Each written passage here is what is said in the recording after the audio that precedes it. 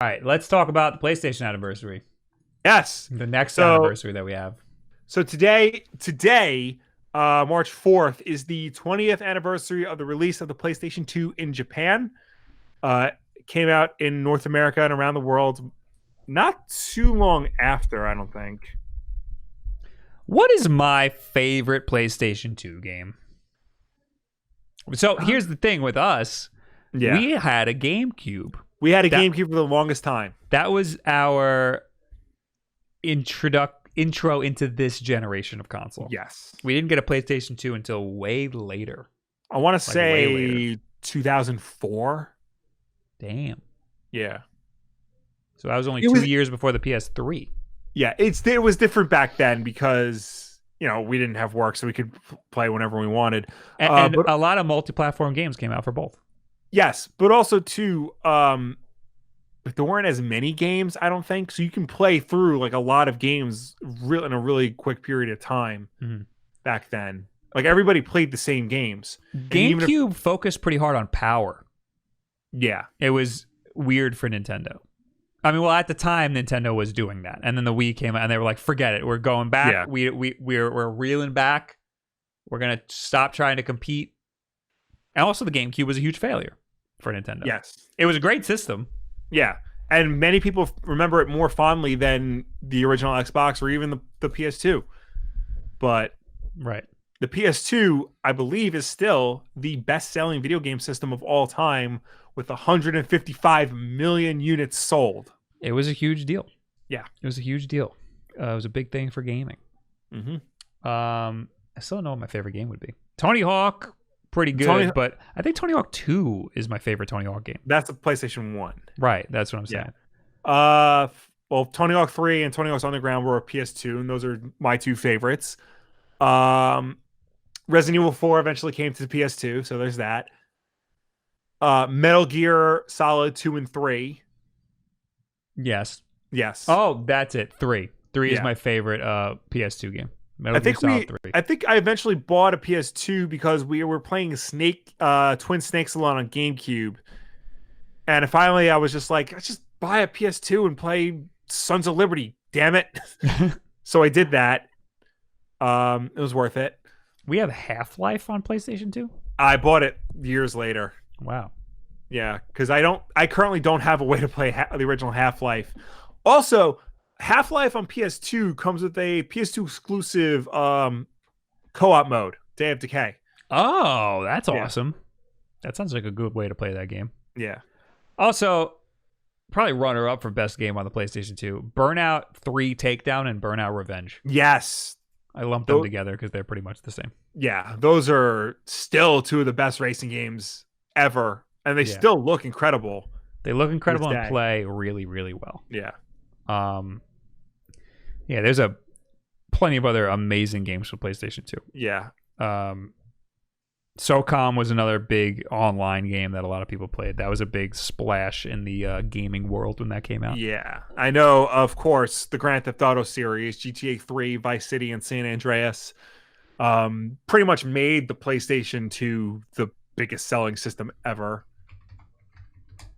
2 came out for PlayStation 2? I mean, 3 came out for PlayStation 2? Yeah. Wow. We only played San Andreas. Well, we played 3 and Vice City at like friend houses and stuff. It was inescapable. But when we bought our PS2, that was the year San Andreas came out, so we figured just buy that. Yeah, San Andreas. I liked running around and just beating people up, but San Andreas is a lot like Red Dead Redemption 2 in that it makes you do a lot of like meaningless crap. Right. Yeah, I lost interest pretty quickly in the story. Yeah. Grand Theft Auto 2 and Grand Theft Auto 5 were the only ones that I ever beat. Yeah. There's also some great Mega Man games. I was actually a fan of Mega Man X8. Yeah. I didn't beat it, but I had a good time with it. This was also the system that Guitar Hero launched on. Guitar Hero 1 and 2 were big successes. Like the most popular party game for years. So I had a good time with our PS2. I probably played, again, the biggest ones. Uh, Metal Gear Solid 3 Yeah. and 2. I played 2, but 3 I had more fun with. And Burnout. I played a lot of Burnout. Yeah. Most of the stuff that we played in that generation was on GameCube. We would usually get the GameCube version. Well, I'm looking through now. I'm the Devil May Cry trilogy on PlayStation 2. I played a lot of that. Those games are fantastic.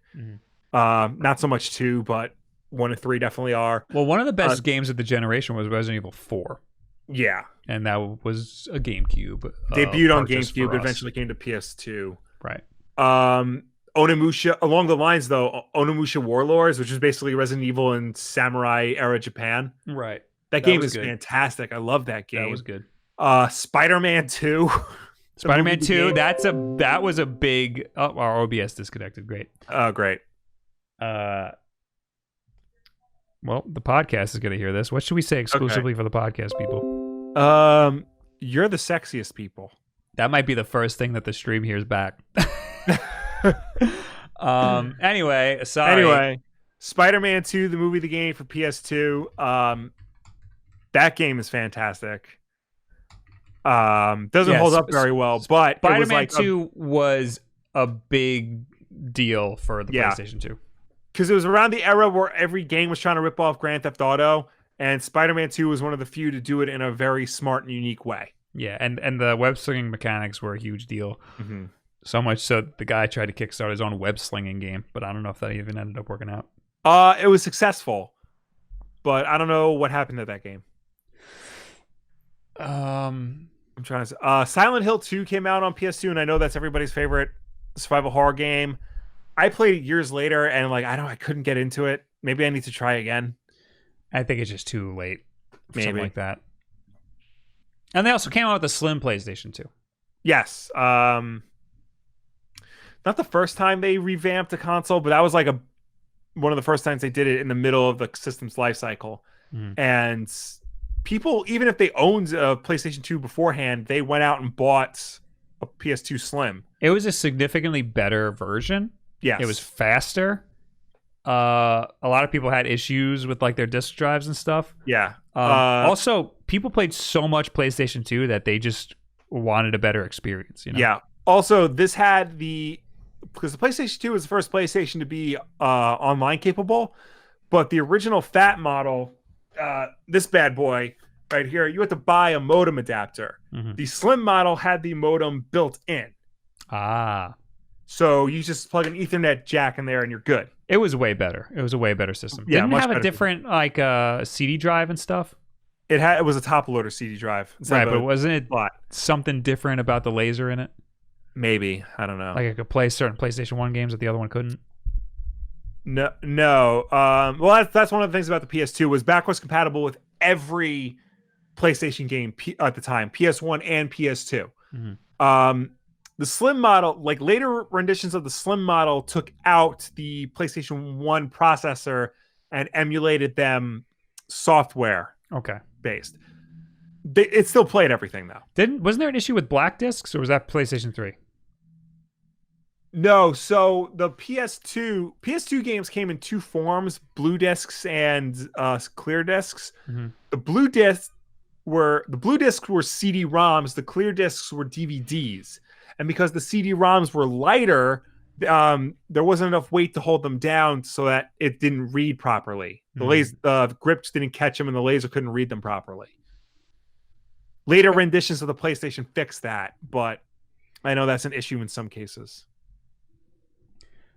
All right, well, how do you rank the PlayStation 2 in all the consoles? Towards the top, top 5, absolutely. Because it wasn't just a revolutionary game console. It was a revolution in terms of games as entertainment. This was a lot of people's first DVD player. And that's true. That's a big deal. At the time, it was cheaper than DVD players. Yeah. So for $300, when DVD players were a lot more than that, you got a DVD player and a video game system, and it was a DVD player right out of the box. You didn't have to do anything. You just put the DVD in and you were good to go. That was a big knock against the GameCube. That was a big reason to get Against the PS2 instead of the GameCube. And against the original Xbox, because the original Xbox could play DVDs, but you had to buy a remote for it in order to unlock that feature. The GameCube ended up having a DVD attachment, right? And then they had the Philips version. No, the GameCube was the Panasonic Q was a Japanese only version of the GameCube that could play DVDs. Was that? Oh, it was Panasonic. It was Panasonic, yeah. I thought there was a DVD attachment. No, that's the HD DVD for a 360. For the 360. Yeah. They should have learned. Yeah, but yeah, the PlayStation 2 was one of the first video game systems, if not the first video game systems that was more than a video game system. It was an essential part of your entertainment lineup. It was like sleek black, so it fit with like your CD player and your VHS deck and things like that. Yeah, and so Microsoft didn't get it until the Xbox One the Xbox One. Yeah, to make it like an entertainment console, and they still didn't really get it right. Yeah. But yeah, that's the PlayStation 2.